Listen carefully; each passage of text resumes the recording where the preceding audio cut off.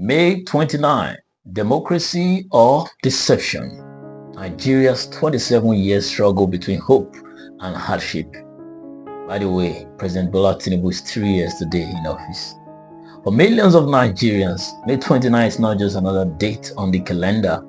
It is a reminder of hope, a reminder of sacrifice, a reminder of promises made to a nation exhausted by military rule and desperate for freedom.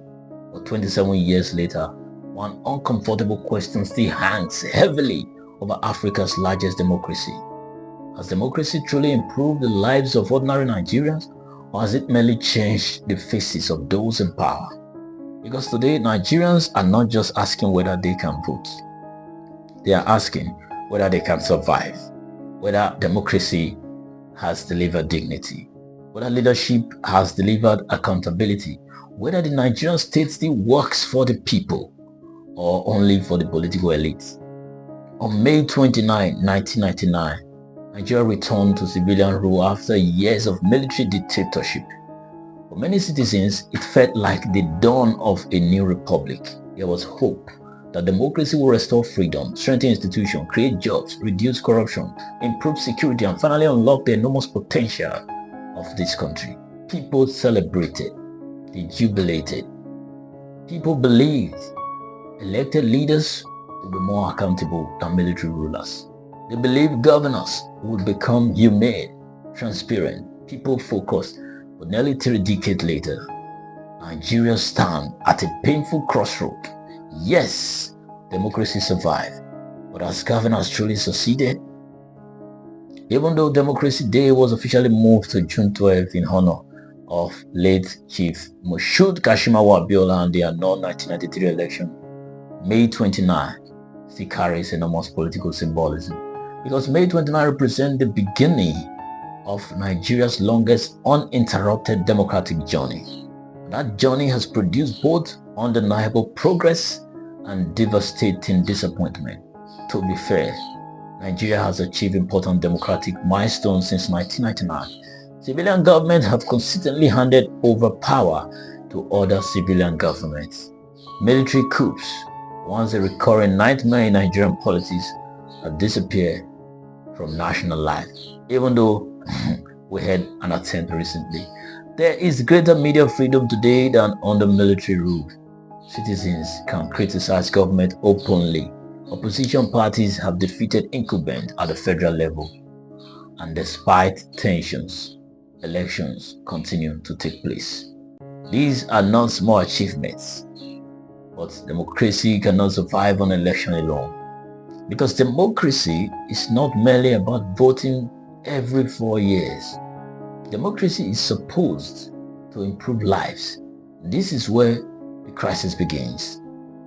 Across Nigeria today, millions of citizens feel abandoned by the political system. The disconnect between the ruling elite and ordinary Nigerians has never looked wider.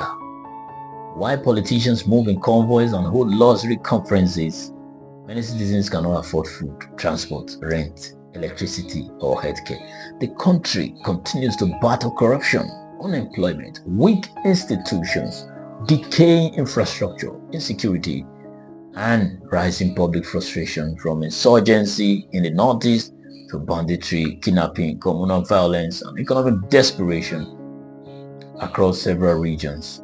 Many Nigerians increasingly question whether the state can still guarantee basic security. And perhaps the greatest tragedy of Nigerian democracy is this: the political class often campaigns with the language of salvation, but governs with the culture of survivor. Promises are recycled every election cycle.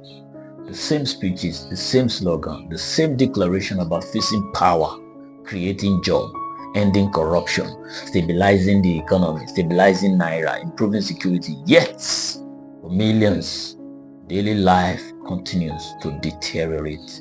Now, under President Bola Ahmed Tinubu, Nigeria faces one of the most economically painful periods in its democratic history. The administration argues that difficult reforms were necessary to prevent economic collapse. Supporters point to long-standing structural distortion inherited over decades. And indeed, some economists argue that policies like fuel subsidy removal and exchange rate reforms were inevitable. But economic theory means little to hungry citizens.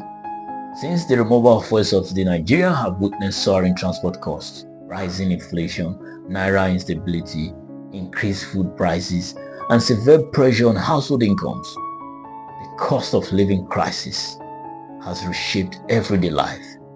Businesses are struggling, families are cutting meals, young Nigerians are increasingly helpless about the future.